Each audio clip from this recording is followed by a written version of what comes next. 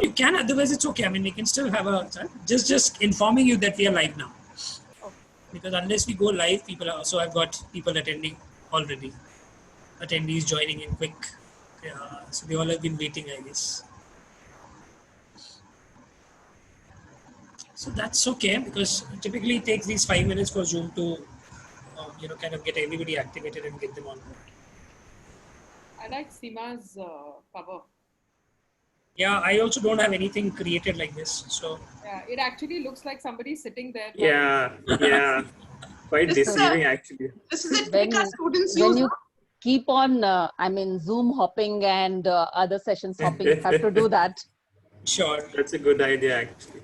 Going I've forward. asked my team to create something like what Aradhana ma'am has at her background, so you get, good view of your school, etc. Yeah. That's a You know, Seema's cover reminds me of our students. They play this trick on us. Yes. And they loop it. Mine is still. They loop it, so teacher doesn't come to know that whether the child is there or the child is not there, because How do you loop that now? That's something new to me. yes, that's very interesting. Wow. My God. So this is really We interesting. got a lot of learning to do. Yes.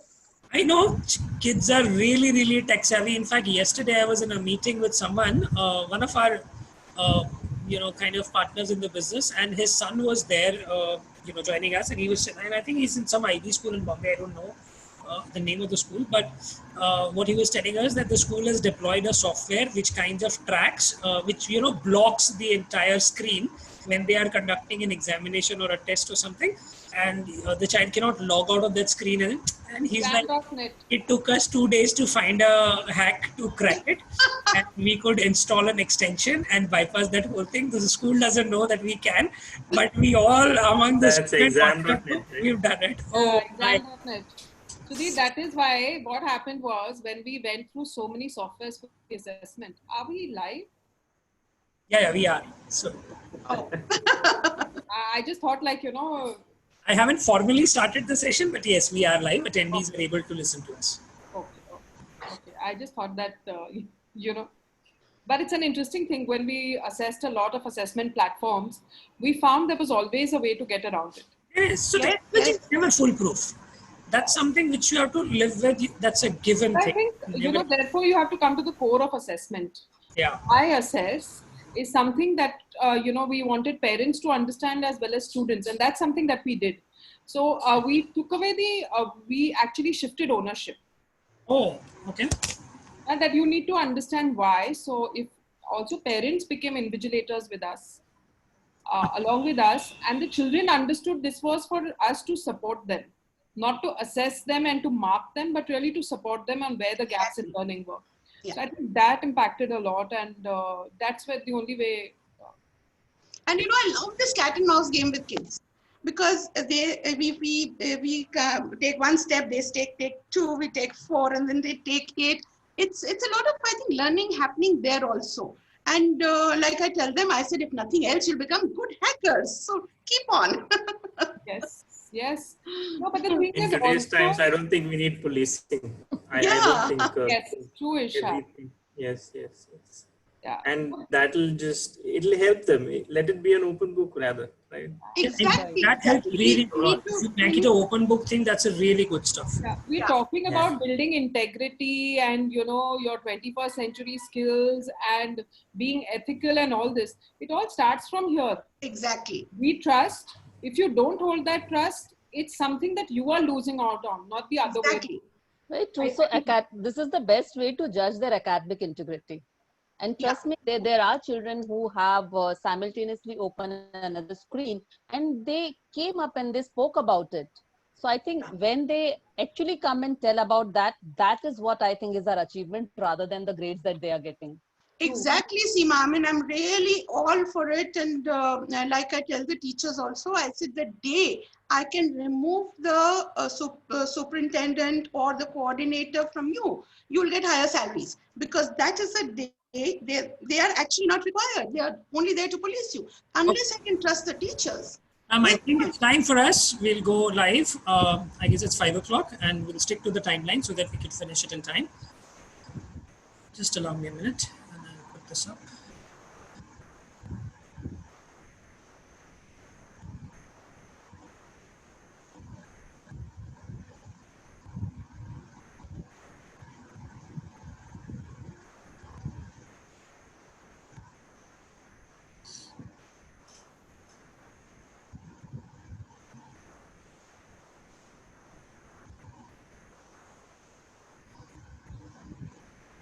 All right, I guess we're ready and we can begin with the session. Good evening, everyone. This is Sudhir Kukreja on behalf of Credence EduTech and Skuzo.com. Welcome to the Skuzo Education Conclave 2020. This is our second session in the series, and I'm glad to introduce the eminent panel of speakers with us today. So starting in an alphabetic order, I have Mrs. Aradhana Rana, who's the founder, director, principal of Icon Public School, Ahmednagar. I also have with me Ms. Deepa Bhushan, who's the Director Schools for CP Goenka Group of Schools headquartered in Mumbai. At the same time, I've got Mr. Irshad Patel, who's the Managing Director of Empyrean School, Kharghar. And last but not the least, I've got Ms. Seema Negi, who's the Principal of Sanjeevani World School, Mumbai. I'd like to, and I also have Mr. Rajiv Kothari, the founder of Skuzo.com. Before we begin with the academic discussion, I'd like Rajiv sir to quickly give a brief on what Skuzo is all about and the entire exercise of this webinar and how we are trying to cater to the requirements of the industry through this. Over to you, Rajiv. Thanks, Sudhir. Good evening, everyone. So Skuzo has been an edu-commerce company where it is more into the education e-commerce business. So, when we started with this entire venture, we have closed. This is basically a service which a school gives to the parents. So, yeah, a lot of schools have tasted this time the service part of it, because initially what we used to do was, a parent, we invite or we put a meeting across to the parents saying that, you have to come to the school or you have to collect it from the vendor. Now, in majority of this, tier 1 cities, which we're talking about, or in fact now tier 2 also, majority of the parents are working, right? Both. So, to get that time to go and buy books or to buy uniforms, to buy shoes, it takes a lot of time, right? So what we've done, thanks to the service what we're offering, a lot of schools now, they practically, use it on a website, and we deliver the books, uniforms, shoes, stationaries, whatever education related material is, at parents' doorstep in 2 to 3 working days. So a lot of people think that, thanks to this pandemic, this would have been like a boom, but practically this was something which we started last year, and a lot of schools benefited out of it. Pandemic helped in regards to giving those schools an upper hand, because we could deliver the books to them with a little delayed timeline, thanks to e-commerce not allowed to deliver the stuff in the month of April and May. So, parents were very happy with all those schools, and then they recommended us. So this year we practically closed approximately 120 all active schools, and planning to increase that in the coming year. So that is what education is, as in regards to e-commerce part is. And this is a service, not a situational based part of it, because our parents really appreciate that part. So that's about Skuzo as a company.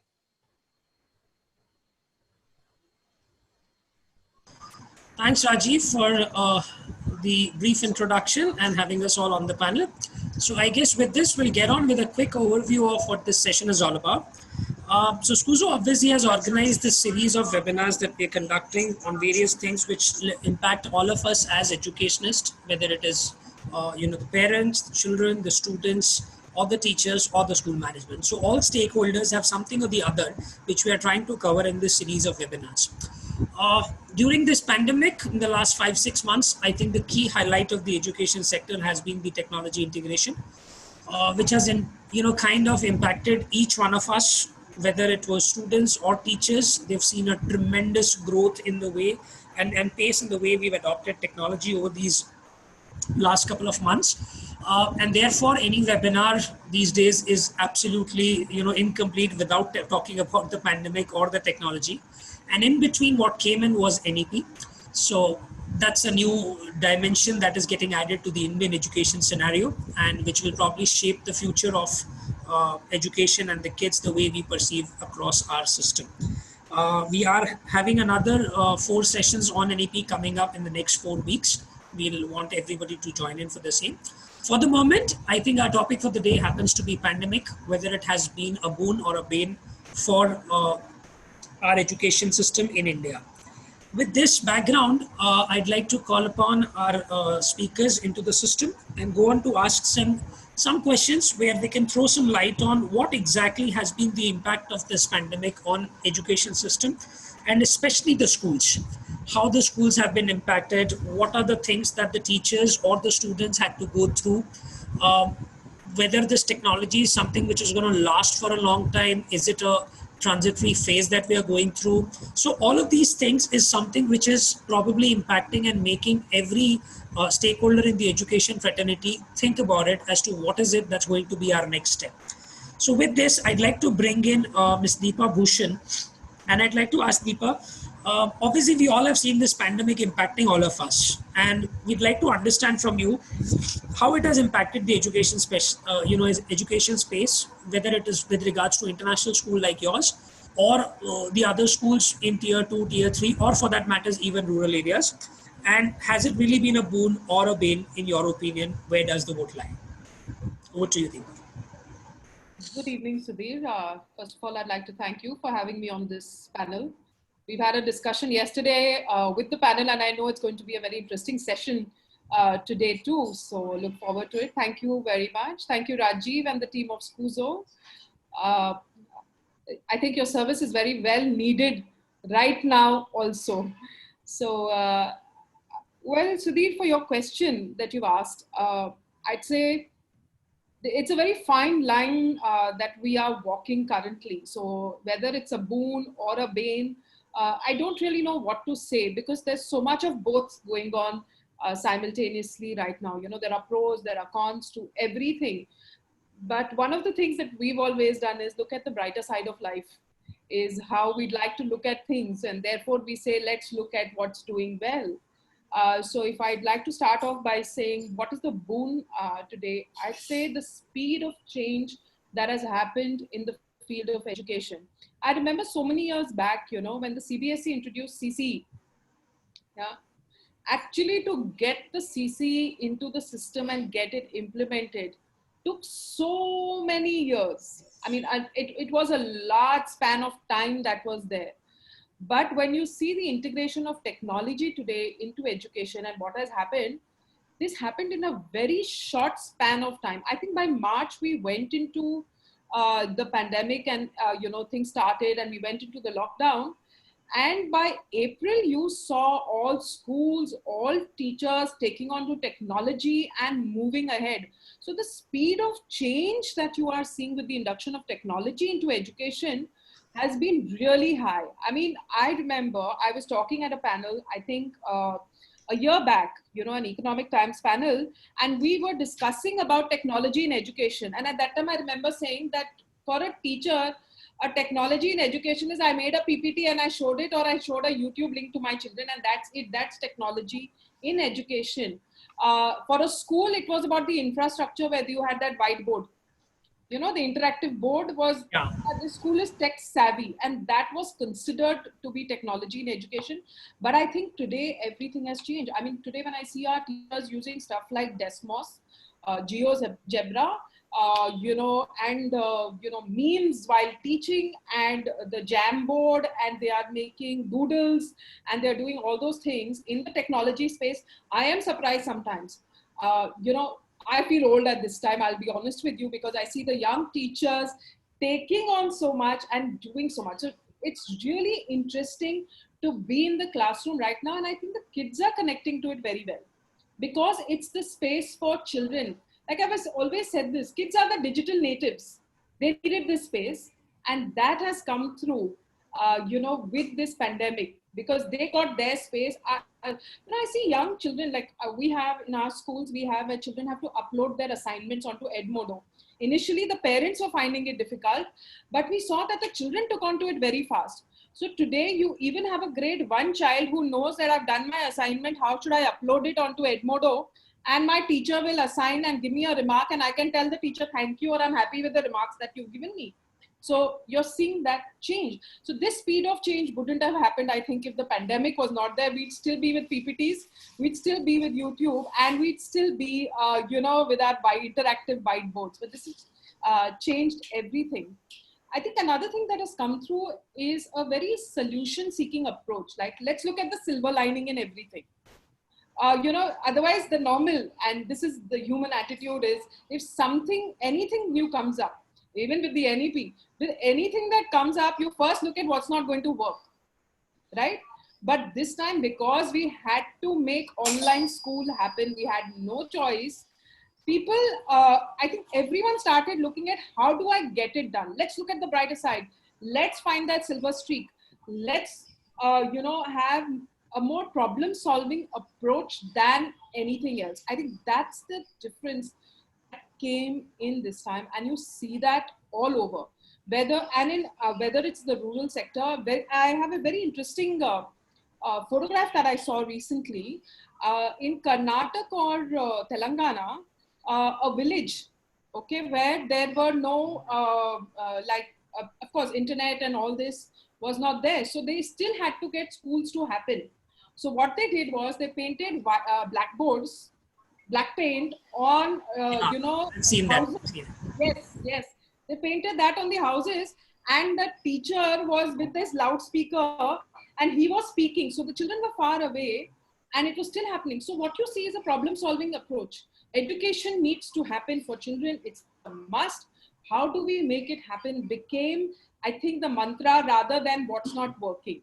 And I think that has worked really well. And that's my thought on this, that, I feel this is a very strong takeaway from what we have learned from the pandemic.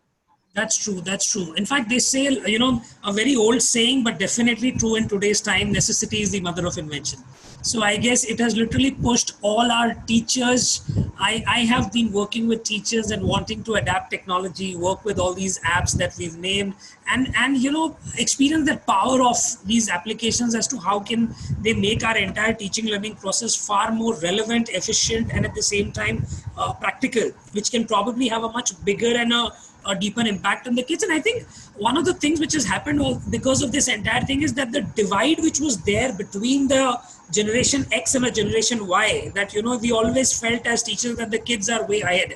But now this pandemic has literally pushed us that we have to run at a bullet train speed and catch up with their technology. Otherwise we'll be left behind, or we'll probably not be able to do that. So I think that has led to a literal change in the behavioral aspect of the educators or the entire education fraternity, even to that extent the management. I'll probably bring in Irshad into this a little later on this to get a management perspective. But first I'll go to Seema, wherein I would want her to probably highlight as to what aspects of a human characteristic or behavioral changes which have really taken place in this pandemic times, which actually enabled and made it possible for all our educators to probably, get onto this speed and catch up with the entire new normal as we are trying to put these days.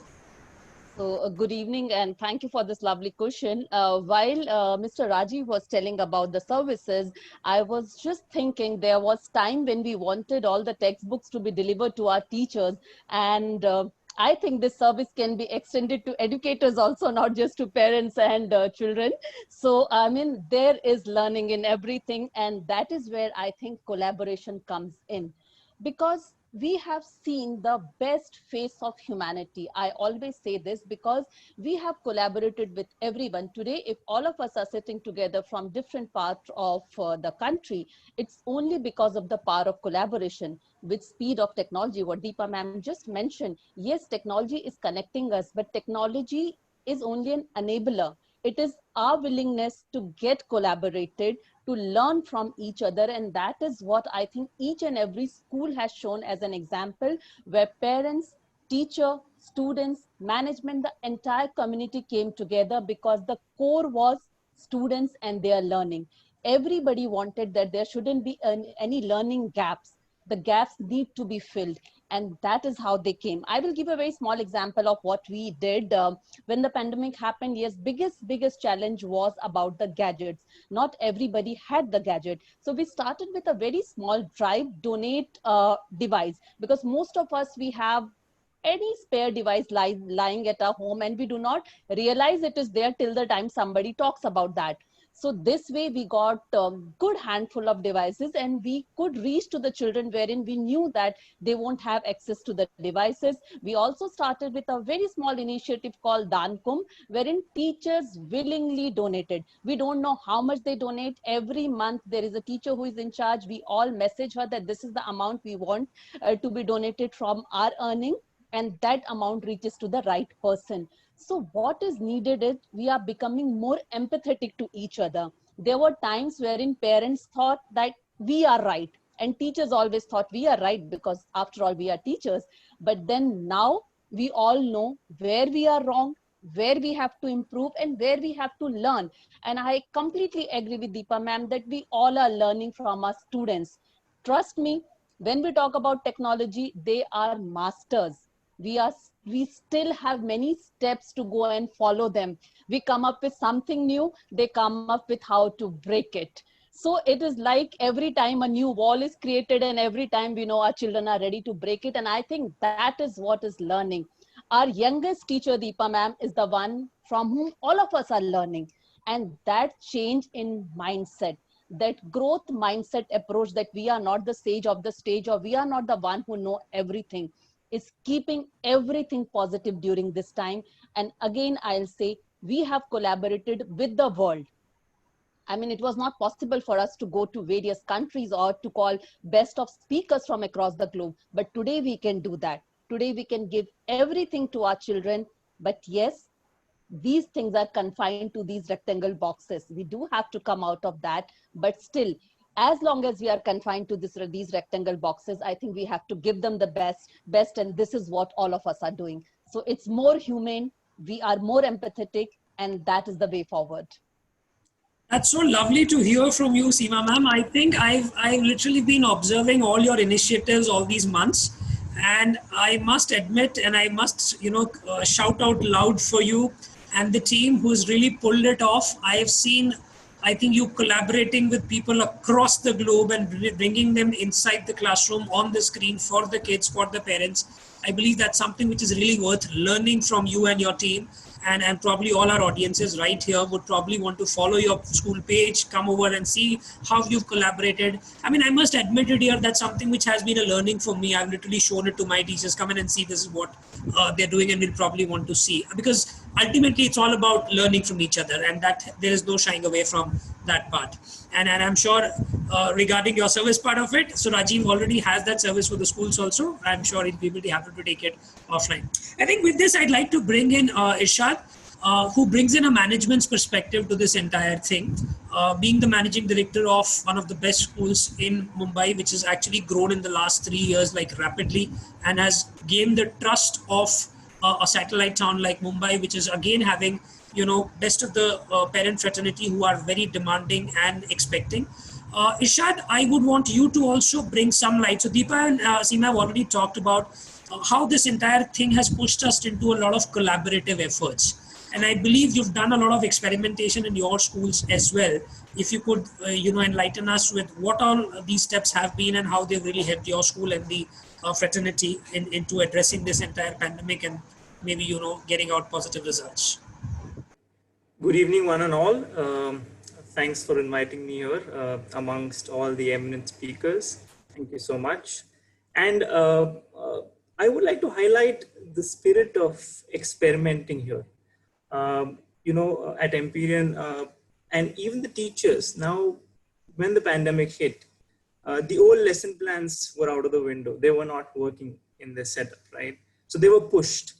So the fear was eliminated of experimenting. I think that's the beauty of pandemic, and which was covered by Deepa ma'am also in a different way. So I think teachers started using different tools and strategies to achieve. The goals were set any which ways, but there were different pathways to get to there. One of the ways which we have looked at it is bringing in differentiated instruction. You might have heard of Carol Ann Tomlinson, who has written extensively. So it has helped us identify different needs of individual students. So differentiated instruction is something which we have focused on. Also, it has helped us focus more on placing the responsibility on students, student agency, right? Involving the students, what the students want, what are their needs, their voice and their choice, right? So that's where things like pure learning, self-assessment, we were talking about before the session about moral policing and how to make sure that kids don't cheat during the assessments. So placing more responsibility on students, I think we have experimented on that front as well. Also, I think it has given us a reality check, this pandemic, of where we stand. Now teachers are placing more importance or prioritizing content over completion of the syllabus. So prioritizing has become one of the major aspects. And there is more focus on, say, diagnostic assessments, formative assessments, which earlier are not used to happen, right? And the need for evidence-based learning outcomes is something which is taking the front seat or coming forward. So yeah, and also one last thing, I think the parents are more involved and more informed these days. So they are also getting a sort of a reality check in terms of how difficult it is or how, what is happening in their child's school, right? So it is helping them become more aware and they have become partners, rather, I would say, in the process. So yeah, that's my take on. That's so true, Irshad. I could actually relate to it. I've got this feedback from a lot of my teachers that now, and the principals, of course, that now that our teachers are getting observed every day inside the drawing rooms of the parents when they are leaving for their offices or something, so they can actually listen to a complete lecture taking place, and they can probably assess every teacher, what is the quality, where is the teacher making mistakes, and behavioral aspect, how is she controlling the classroom. So I think what it has brought out is all the positives also and the negatives also. I mean, earlier as a parent, we weren't really aware that as to what is it that my child is doing in the 8 hours in the school. But now we know as to what is it that's going inside. And It's yes, so there have been. It's for the progress and the development of the child. It's so crucial. Absolutely. So it's gone into both the aspects. We are getting evaluated. We are getting a reality check. And at the same time, I think parents have also started appreciating the amount of efforts that teachers have been putting in. So I believe that's one part of the things which has made us all a little more compassionate towards each other and a little more tolerant and, kind of accepting in nature and appreciating each other. So that's something with the help. I think with this, I'd like to bring in Mrs. Aradhna Rana, who has been an author of a couple of books by now, has been a founder principal of a school as well, and brings in a lot of positivity around the teacher development and motivation of the teachers to manage things even in these tough times. So with this, Aradhna ma'am, I think you've heard all of the other three speakers over here who've talked about various aspects of things which have impacted in the pandemic and how they've dealt with it. I'd like to hear it from you, since you especially come from Ahmednagar, the perspective on a small town, how our teachers and students and parents have coped up with this entire situation over there. Thank you, Sudhir, and very honored to be a part of this group where we have such young, dynamic principals and owners, and all from Mumbai, which is a cosmopolitan town. And I feel that my take on it does not only reflect a B-class town, but otherwise, I think whatever I have to say is common to all. And like Sudhir knows, I'm one of those people who've had a absolutely positive, take on this. And I find it very difficult to think of anything negative.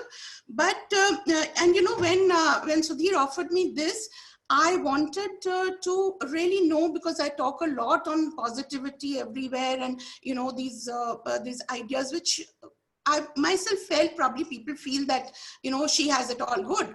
So I asked the teachers to do a little experiment, and I told them, I said, you give me a feedback on, give me an appraisal and give me a feedback on what you have learned during this pandemic and what are the challenges you faced.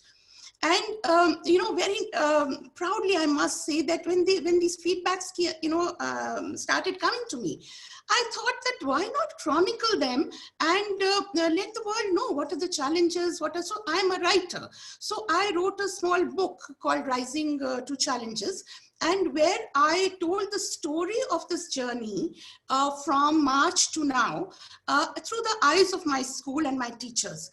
So, this book I will put on the chat box, not for anything else, but for people to read what were the challenges and how we got through them. Now, as far as teachers are concerned, teacher motivation. You see, the biggest motivation at that time was all the confusion that occurred at that time. Suddenly this thing happened. Nobody knew what was happening. So the first thing was, and teachers were very, very apprehensive because there were all sorts of, talks going on about fees being stopped and, schools not being able to pay teachers. So my only mantra was, I said, either perform or perish. That was, 3 words which made them react. But it is not that they reacted only because of that. They started because of that. The motivation came in by learning. These teachers in smaller towns, the teachers also are not this kind of aware. There is a difference from teachers from big cosmopolitan cities and our kind of schools. And suddenly this whole sea of knowledge was placed. And, I myself, I'd never heard of Zoom. I'd never heard of, the only thing was conference call. So, and suddenly day one, when we started, we were all fishing around, and there were young teachers like Deepa and Seema said, we learned from them. And, so this whole learning process became very exciting. That is the time I saw my teachers were actually housewives coming to teach. They were basically in their minds housewives who had taken up jobs and they were teaching. Different, reasons they had, that was separate. This time has made them teachers and they are now housewives. So this professional change in their mindset is the biggest achievement of this pandemic. Now, as far as the BAME is concerned, I've really given it a lot of thought because, consciously it doesn't come to me at all. But I've heard a lot of speakers talking about a lot of challenges in villages everywhere. I don't deny them.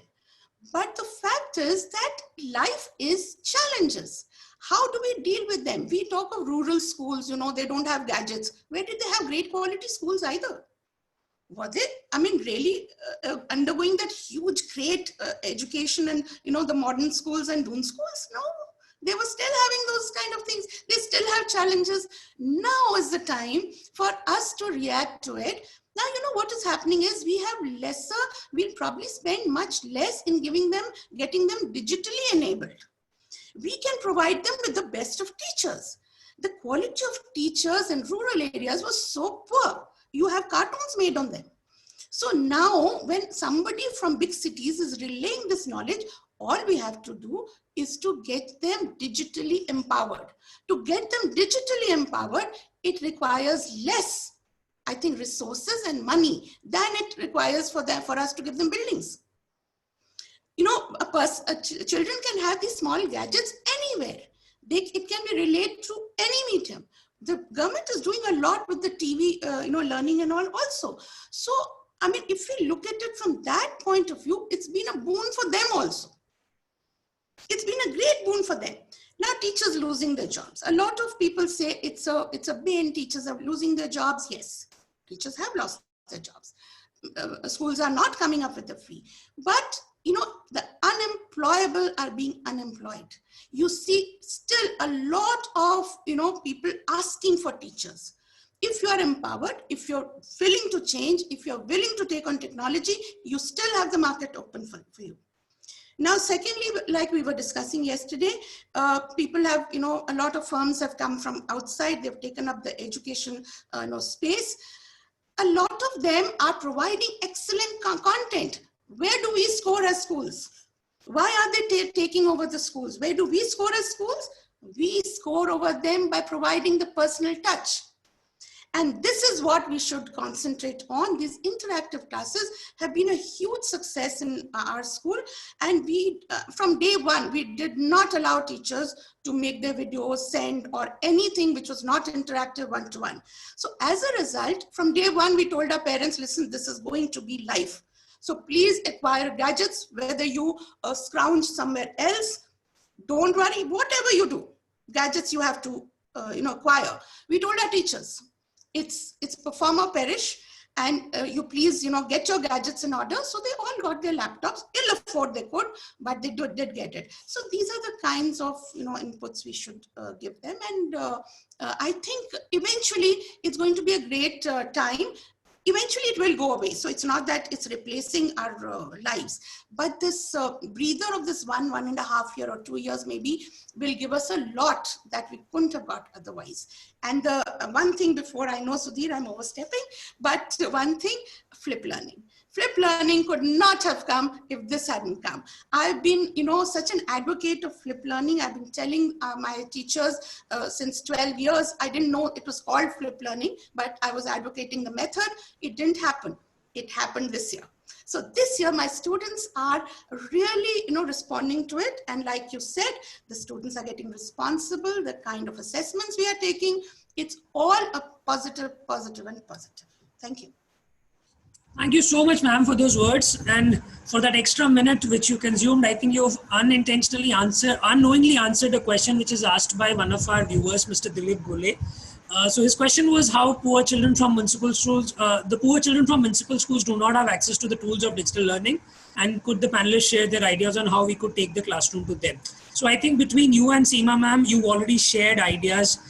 One, that the digital education is far, far more cheaper as compared to building, creating infrastructure, building and getting some great quality teachers in those areas. So probably parents as the stakeholders in the system have that onus to bring those children into the digital learning world, which will probably enable them get access to the best of the knowledge and learning across, whether it is a simplest possible mobile phone can probably give a child an access to lectures taking place in maybe a Harvard or a Stanford University as well, forget about Mumbai, Delhi. So I think that's what, and like Seema ma'am's, the initiative of Donate a Device, I believe that is something which is another example of collaborative effort on part of the society and all stakeholders, whereby we cannot run away from the fact that we will always have, have-nots and haves in the society. It's about how do we collaborate and bring in a system which actually caters to all of their needs and makes the overall system better than what it was yesterday and make it better for what is going to come tomorrow. I think with that, I'll touch upon another aspect of the things which Aradhana ma'am left us with, and which is, I think, one of the biggest achievements of this pandemic time, and that's called flip learning. One of the topics which has been very close to my heart, something that I've been pushing for across my schools since last couple of years. And I believe that is something which can really end up being transformational. That is something which our new education policy talks about. That is something which our education system has been forced into during this pandemic time, because we are operating with a blended model of a digital and a home-based learning, where kids are being forced to do something or the other at home, experimental, flip learning and experiential learning sort of. I'd like to bring in Seema ma'am and want her to talk about, how do you see as a school leader, is this flip learning model now achieved the level where it becomes sustainable, where schools would be able to continue with this even after the pandemic times? Have the teachers gone on to appreciate the importance of it? Is it something which has yielded much better results than what we would have probably done by doing, the chalk and duster method inside the classrooms? So Sudhir, I feel this is undebatable. Now we have embraced technology and we have tasted the best of technology. So when we have tasted the best, it's always better to build on it. We should not go back. I mean, I'll give you an example. Suppose if we are taking online examinations now, we should never go away, or we should never do away with that. We can do the same thing when children will come to school. We can use our IT labs for that. So we have seen the best side of flipped learning. We have seen our learners have become more independent. They are able to do evidence-based research, as it was told by Mr. Irshad also, because that is what is the 21st century skill. When pandemic has thrown us into that and we all have learned to survive, I don't think it is advisable to take that survival kit back and say, okay, now come to the module which was there, and then again keep on telling that we are preparing our children for uncertain future. Our children are ready for any kind of uncertainty. And similarly, our teachers have shown that they have taken up the module which calls that you have to adapt. Because if you will not adapt, Aradhana ma'am rightly said, either you survive or you will have to perish. So you have adapted. We have adapted, all of us. So why do we now look back? I think let's build on it. Let's build on it together, wherein we divide our curriculum amongst flip learning and something wherein a teacher is taking the module ahead. There is nothing wrong if the child comes well prepared and present a very, very different narrative. Let me put a very quickly a simple narrative. If suppose a history teacher is taking a class wherein the children have to study about, say, Taj Mahal and come to school, if a child says that Taj Mahal is complete math and science rather than just history, I think we have actually elevated ourselves when we talk about history, because you cannot build a monument if your math and science is not correct. So we have to actually appreciate the diverse perspective, and that is what flip learning has shown us. And I think it is here to stay, and it's we as educator have to ensure that we actually get the best out of it. That's my take on that, take on this, Sudhir. I think you're absolutely right. It's we as educators who probably have to drive it, and maybe the school leaders who are on the screen and in the attendees here. I think my biggest achievement probably out of this session would be if I could have one person getting inspired from what they're listening to and embrace this for the rest of their life, that education has to be beyond the classroom. Education has to be, across the life cycle of a child, when he's in the process of learning. Deepa, I think I'd like to bring you back into the discussion and would want you to throw some light on, are there any negative aspects of this rapid technology adaptation that has happened? Is it impacting the kids psychologically? Is it impacting them emotionally? Or are there any negative aspects? I'm sure there are, but and we all are trying to control it. But is there something which you see which is going beyond limits, or we might want to avoid as school leaders? So Sudhir, before we go on to that, just a small thing on the flip learning bit. A big passion of mine too, and something that I have been trying for many years. And like Aradhana ji said, I've been able to manage it this year. That it went into the classroom space, not only for teachers, but as well as for students. It was never a better opportunity, actually. Yes. One of the Sorry. learning is it brings in ownership. We all know that when we take ownership for something, we do better at it. And flipped learning brought in ownership for learning, where I think the children were in control. And that is something that has helped a lot. So yes, yay to flipped learning is what I would say. Now coming to the negatives, a school is just not about what you do with the studies. The children come in the morning, they talk to each other, they meet each other, their friends. Break time is about sharing your tiffins, about the stories that you've had, about your other friends. How do you play together? There is so much that's happening within a school system. You're seeing what your friends are doing. You have stories to listen to. You have stories to tell. You want to play with them. You will fight with them. You're learning conflict resolution. You're learning so much within that space. Now, in this, like Seema said, we are in a box and we are stuck in this box. Yeah. So when I've spoken to children, especially the higher grade children, the younger ones, of course, say we want to come back to school, miss. And that is something that is there. But the higher grade children, especially the ones in the 10th and the 11th and 12th, our year has gone. Our year has gone to be with our friends. So school is not about the study. School is about that. And actually the real life skills that we talk about, whether it is teamwork, you know, whether it is conflict resolution, whether it is persistence, resilience. There's so much that you learn within the school system, and by, I think, the social, economic, emotional climate of a school. That somewhere we're trying very hard. Let me tell you, as educators, we're looking at that space in a very big way, and we're trying really hard.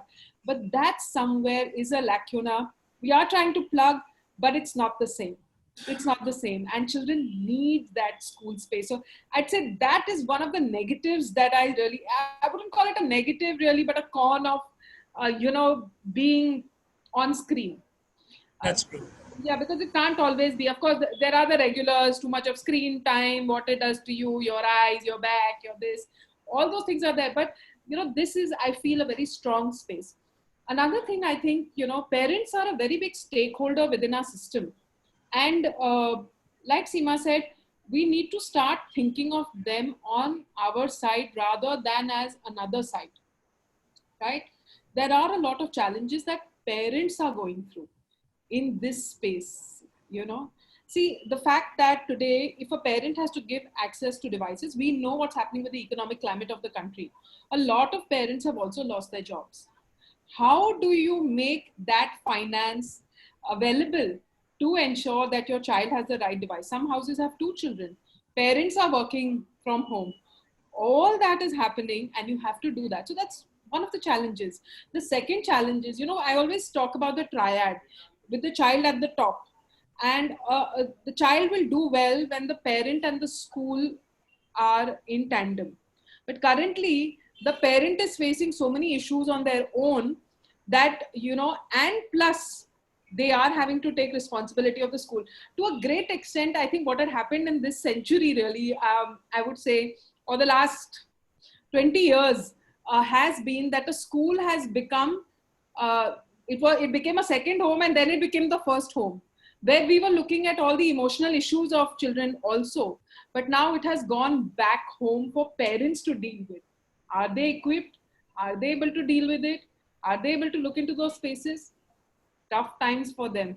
And let me tell you, how much ever we would like for parents to attend the parenting sessions that we hold, we know parents say we know it all.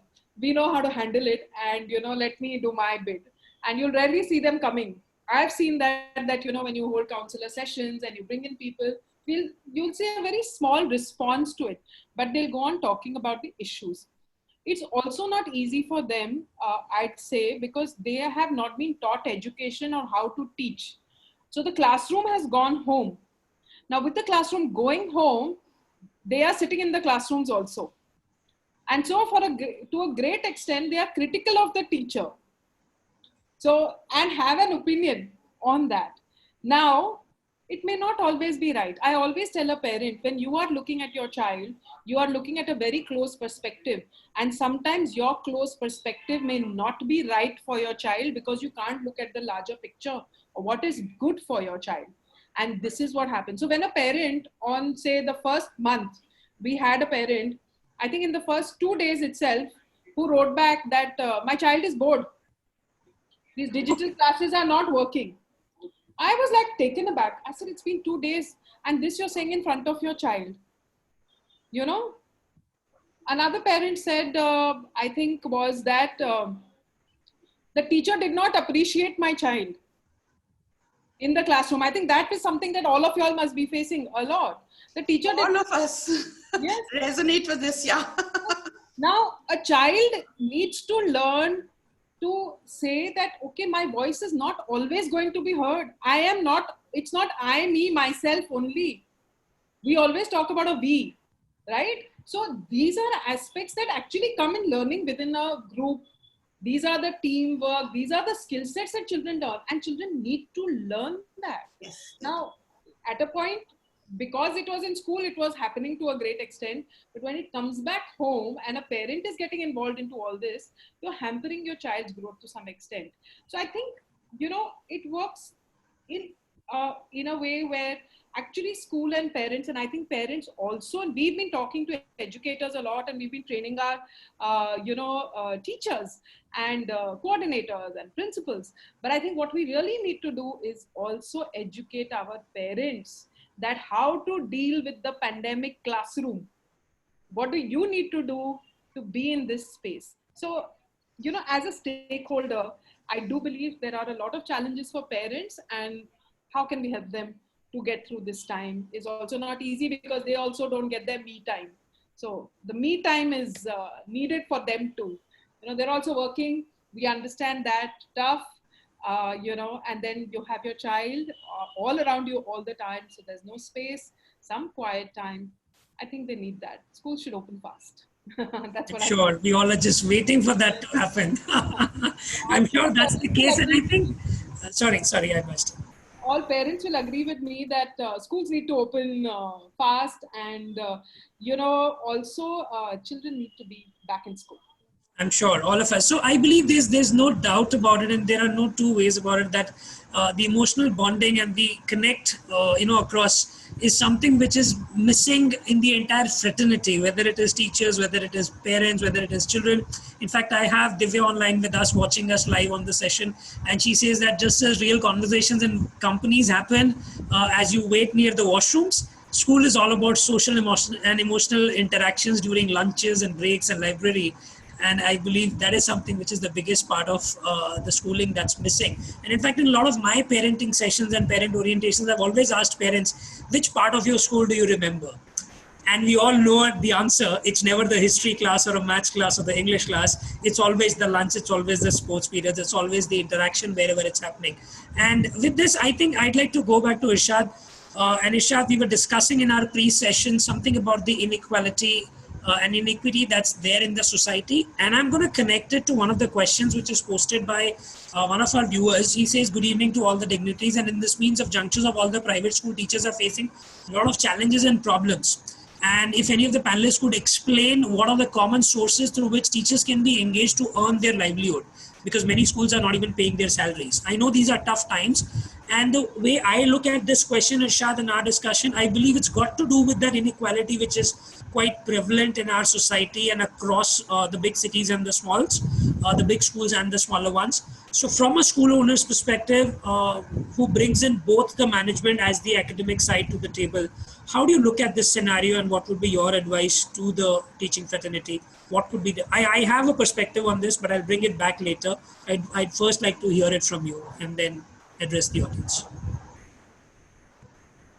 I think before coming to that, Sudhir, I think Ratna ma'am, Seema ma'am, and Deepa ma'am have beautifully, connected the dots. One dot I would like to bring up before I answer your question is the teachers, the stakeholders, right? I think the teachers, the relationship between the teacher and the student is the key success factor in the success of any school.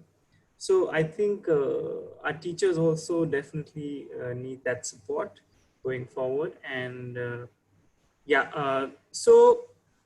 talking about that personal touch and social and emotional connect, I think teachers need some attention in that space as well.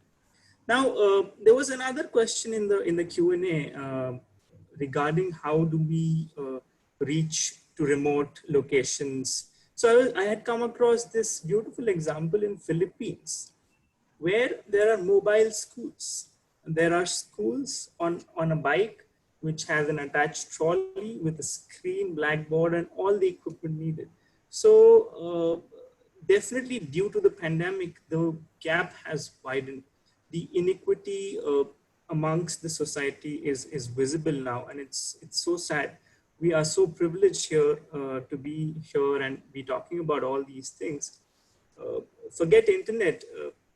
Kids don't have access to devices, they don't have access to TVs or radios. Our government is trying to connect to them via radio or TV, but a lot of students even don't have access to that.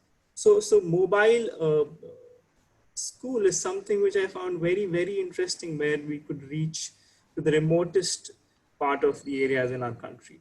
And in terms of helping teachers, I think it's a very challenging question or a problem, which I think we all must come together to answer. If there are possibilities part-time as school owners, as principals, if we can involve them in how much ever, in a small way, we must collaborate. So I think there is a need for mutual accountability and responsibility in these times by the government, by private school owners and NGOs. Probably if we could collaborate and have that mutual, All right. I think Ishad and other panelists and my audience and the person who's asked me this question, and I'm so glad this question is asked. What I'm going to bring in now is my perspective on this entire unemployment issue. And my statement might sound pleasing to somebody and might really offend someone. So I'm just going by and taking this risk of making this statement on a public platform. I think the teachers that are facing this entire challenge of unemployability and stuff across the board in India today, to a certain extent, it's a price that we are paying for our own laxity. It's a price that we are paying for not being enlightened enough. It's a price that we are paying for not catching up with the scenario. Like Aradhana ma'am said, you perform or perish. Now, what happened is, before this pandemic, if we were to look at the last 5 years or 10 years, whatever that period is, we were all quite relaxed. We always wanted a very easy, comfortable life. And that's the reason we probably got into education. I'm not making this statement, a sweeping statement to every educator, so please don't take me otherwise. But I'm talking about, a large majority of teachers who probably took it like a 6-hour, 7-hour job, go to the classroom, take a lecture and come back home. And while I have a couple of my school principals watching me live right now, and I'm sure they'll be able to relate to it, and probably the panelists here and a lot of other people, I've been pushing all my teachers and everybody to, embrace technology. Be in lines with what is there in the modern times. I'll give you a very small little examples. Something that I've told my teachers over the last couple of years. It's high time that the teaching fraternity in India stops depending on their salary. That's the way I'd like to put it. And there are umpteen number of avenues available online. You just have to Google it once and you would probably be able to, find 10 ways to make money and earn your livelihood, which is at least 5 times more than what you're earning in your schools. The only thing that it demands is for you to upgrade yourself. One of the easiest possible options, if you go and search number of YouTube channels which are being run by the teachers. Teachers are doing nothing. They're just doing and recording their own lectures, exactly what they've been doing for decades together, and have recorded those on a simple camera without using any big gadgets. If you are a quality teacher and if you have a great content, put it on YouTube, you will find millions of users, and you'll within a period of time, you'll find, Google paying you for your content, and which will be much, much more than, I believe, a principal salary in India today. That's one part of it. 2, start writing about your, experiences on a blog of yours or your own website. The digital world gives you these opportunities. The moment you highlight your skill set, the moment you bring it out in the public, I believe that's the space which is going to give you much more than what is your livelihood. So yes, our teachers have been lagging behind in this entire thing, but it's still not late. You could probably start today and I know of people who are, one of my very close friends has been a GMAT trainer for 8 years, 10 years. In this pandemic, there was no GMAT training happening physically. She started an online platform and went on live and everything. Within a period of 2 months, at least she could gather 10, 20 students who were paying her for teaching GMAT English. That's it. Mathematics, and this is what was enough for them to do it. So I think that unemployment part, yes, I agree there is a lack of opportunity. Yes, I agree that there are a number of less, employment options available. But then there are enough number of, because there are very few number of people who are motivated. Look, there is a YouTube channel called, if I'm remembering it correct, it's called some primary, the class of a primary teacher or something like that. And that lady has been putting videos online of her primary classes. How does she prepare for a lecture? How does she arrange the classroom? How does she make the artwork? How does she welcome the kids? How do you prepare for? So all these are great ideas which the world is waiting for you to put online. The moment you put it across, I think you're going to have millions of followers, and that is what is going to be your next ride. Become an author. So maybe Aradhana ma'am is a great inspiration here. I don't think she would have actually gone on to the area of writing grammar books and this books and those books, being a founder, and at her age where she's achieved so much in her life, writing a book is her passion. And I'm sure that leads to an additional income, but that may or may not be the purpose, but that definitely leads to an additional income. So go and write for yourself, explore the options. There are at least 5,000 publication houses in India. Every book that you pick up, on the title page has a word written by so-and-so teacher or principal of so-and-so school. If that teacher can write a book, why can't you? What is stopping you? The moment you go on to approach 10 publishers and say that, okay, I can publish or I can write great content and give it to you, I think you are in business. So it's high time we actually went on to explore the world, put in that effort, and I believe that is something which is going to make the world of difference to the entire teaching fraternity, and this question of unemployment would never be asked again. Any thoughts from any of the panelists here? So Dheer, I'm totally with you, totally with you. You know, that I always say the unemployable are unemployed. You cannot be unemployed if you have it in you. And though it's not because of any arrogance or anything, but with pride I say that I am 65 today. And if I can learn technology, if I can, write, I didn't know ABC. We have not studied computers. Why can't you? That's what I tell the teachers.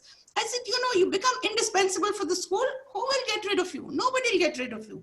We are paying our teachers full salary. We honor them, everything.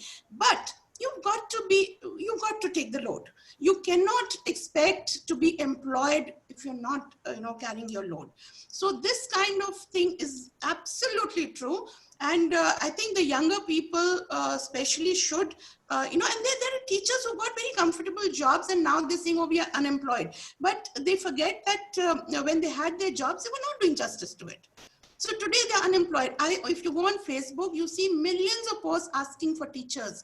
I mean, every day when you scroll through, just join any of the groups. There are so many people asking for online teachers. So if you're good, you'll be absorbed. If you're not, then in any case, you need to sell bananas. What to do? So I That's so true. completely agree with Aradhana ma'am. But it sounds yes, cruel, but it's true. no, I completely agree because like few of my teachers, they have started with their YouTube channel, they have started writing. We are in the process of compiling their COVID story because each and every teacher has a different story of learning. And imagine after 10, 20 years, when our school will progress and grow, we will be reading those stories. So we'll have a special session on reading those stories. So there is so much you can do. The only thing is, again, growth mindset. And are we willing to change? The change begins from us. So we need to be willing to change. There is nothing that you cannot do if you take it positively and you can do it. I mean, as Aradhana ma'am said, 65, we are also in our reaching 50 soon. So if we can do it, everybody can do. Yes. True. That's so inspiring to hear. I'm sure the person who's posted this question and all the other attendees would have taken a piece from this entire discussion. I believe that's been phenomenal. And I've seen some teachers doing some great work online and trying to achieve, even in this pandemic and tough time, there is nothing that's stopping them. And if we could actually achieve that part of it, there's no way it could probably impact us. That's really great having you all on this platform. Anything that any of the panelists would like to add? I think we are still left with 2 minutes. And I'm so glad we could really have, keep it time bound, stick to the entire timeline. Anything that any of the panelists or any audiences, if we have any further questions, we'll be more than happy to answer. Can I add something here, Sudhir? The teaching fraternity actually deserves a hats off. Really. We understand the fact that, with the financial climate the way it is, but let me tell you, today, with whatever has happened, whether it's the doctors, nurses that we look up to, I think teachers as a community are revered back, once again, which had gone down, but that has come in. Well, the financial aspect, I always say, if you're good, you're putting your hard work, that will follow. This may be a little dip that has come in. We have to sustain through it. And I think if everyone can just understand that this too shall pass, this is temporary, and we'll be able to get out of it, just hold tight. So every time someone is upset, and we do have that a lot, teachers are upset, they're going through their own issues, we just say, let's hold hands together. How can we make it easier for you? How can we help you through this time? And I'm sure this will pass. And that is something I think teachers need to take back with them and hold on to, because we're doing good for children. And I don't know, if you look at the universe and, when you're doing good, it does come back to you. I don't know whether financially or in good deeds, but I do believe, that for the teaching fraternity, this will come back as good, and it will happen, and this too shall pass. So this needs to be Those are taken. great words, Deepa. Thank you so much for ending this on a very positive note. I'm glad all of us are geared up to address and face this challenge. And definitely this too shall pass, like you said. Thanks a lot for to all the panelists for joining us. Really enjoyed the session. There are a lot of things that even I could learn from this, and I look forward to learning this going forward. Thank you so much. Do have a great evening. Thanks a lot for joining us. Thank you. Thank you so Thank much for you. having us. Thank you And very much, Thank Sudhir, you, for everyone. holding this session. Thank and you. it's been very interesting. Thank you so much. Definitely. You summed it up very well, Sudhir. That's very good. Definitely, our teachers need empowerment. Absolutely. I think I don't want to stretch the session further, but I think that's the need of the hour. Our teachers literally need to be given new avenues. They need to, they need to be actually conditioned into believing that they are much, much more capable of doing than beyond the classroom. It's no longer the word. I mean, there are still more things that I have. There are, you have people like QMath. I'm not endorsing any products, but then, there are platforms like QMath. There is a platform like Udemy. There are platforms like Math, Doubt Solving. You go online and start teaching. I mean, you have the entire world open for you, right? Who's saying that school is the only place where you can get your livelihood? So there are That's true. avenues. But also, Sudhir, I think schools will definitely gain much more value after the pandemic, because the in-person connect, I think, will definitely change that. Absolutely. So it's about giving them all that perspective that, when you go outside and learn. I'll give you an example. I know of a great mentor that I have in my life, is based out of Ahmedabad, and I'm Ahmedabad professor. You know what he does is, he says, any of my teacher, if you want to go and buy any book in this world, go and buy it. The cost is on me. That's the policy he has it in the school. The only condition is, when you come for the reimbursements of the cost of that book, you have to tell me what, in a nutshell, what is this book all about? So you should have read it. So what he says is, the reason I'm paying for that book is, I'm not buying the book, I'm buying the knowledge. Because next time if the teacher asks them, what is this book all about, the teacher would know exactly what this book is. So that's something which is so amazing around this entire thing. So I guess that's what is the whole idea, which has kept us hooked and motivated. So I believe we as leaders will have to guide them, will have to nurture them and show them that path, that go beyond, and there should not be any fear in us that if they go outside, they may not stay with us. That's not the case, because I believe teachers, when they are empowered, when they're given an opportunity to learn more, the hunger comes in, that, okay, what next? What more can be learned from that same platform or the forum or the school that we are a part of? Definitely. I've really seen that hunger come in the teachers, and I'm so glad, for this time. I'm not wishing that Corona, should stay, but it's whatever we had to face, but it's been a boon for me. Sudhir, I will just like to add, because you said we have to empower our teachers. So I am widely known for this, that I try to provide maximum avenues to my teachers wherein they can excel, send them across for training and everything. I've seen that. I must say that. And I'm often asked that, what if they will get trained and they will leave you? So my only question is, wherever they will go, at least that institution will say that you have sent the best of your teachers, and that is what I want for them. So I agree with you on one part, that wherever they'll go, they'll always be grateful for what they've done. But I think I'll add one more element to you. There are schools that we are running in some small cities, and we invest big time in our training. We've got a group of teachers who don't want to leave us just because we are adding to them every day. That is what they actually do not leave. So you don't have to worry about they will leave and go. Invest. I mean, every time if we'll invest thinking that what kind of returns we are getting, we will not let them grow. So I feel we have to let them grow. Trust me, whatever they will bring for our children, that will be our investment, that will be our return. And whatever they will give to any child of any school, that is the investment and that is the return for the country. Absolutely, absolutely. In fact, what I need to be worried about is, how do I keep adding more? Am I running out of things to add more? That's what is a bigger worry. It's Thank never you, Sudhir. enough Thank you for con- inviting us for for this session. It was really Pleasure having you, ma'am. Thank you so much for sparing time. And I guess Deepa has something to add here. Just wanted to say that it's never enough. You're constantly Yes. developing. I mean, I know that even now I don't know. So I Yes. am constantly learning and I'm pulling and I'm thinking like, till I'm maybe if I am old enough to be 91 or 92, I think I'll still not know a lot that I need to know. And That's so true. That's so true. Great. Thank you so much for your time, Thank you. guys. I guess we'll call it an end here. Thanks a lot. Please do have a great evening. And we'll look forward to have you back on our platform for some of the sessions in future. Thank you so much. Have a great evening. thank Thank so you. much. Bye-bye. Thank you, everyone. Thank you. Bye. Take care. Bye.